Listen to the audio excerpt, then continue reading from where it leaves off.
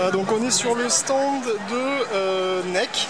Alors NEC, donc constructeur japonais qui, en immense majorité, et d'ailleurs c'est le cas pour cette tablette et c'est bien malheureux, commercialise uniquement ses produits au Japon. Alors cette tablette là, c'est la tablette Media S, MediaTab, donc ULN08D. Alors qu'est-ce qu'elle a de particulier? C'est une tablette 7 pouces, donc il y a un design un petit peu original, comme vous pouvez le voir, hein. Elle est relativement, enfin, moi je la trouve relativement jolie, évidemment on aime ou on n'aime pas.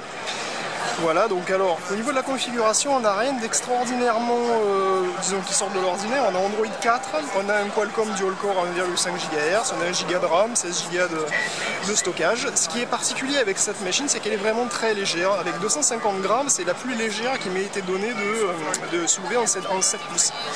Donc c'est vraiment une machine qui est impressionnante pour ça, qui est aussi très fine, et donc très agréable à manipuler.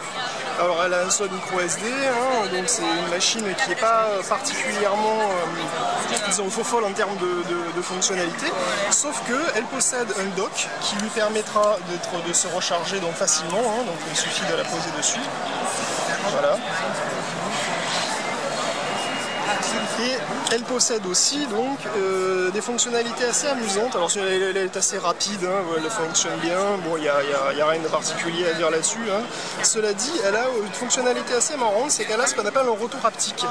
C'est-à-dire que là vous avez cette application de dés, donc l'application de démo, où vous pouvez sentir les dés en fait qui rebombent. Alors c'est pas positionnel, c'est-à-dire je ne peux pas sentir la position des dés, néanmoins les vibrations peuvent être assez légères ou beaucoup plus fortes.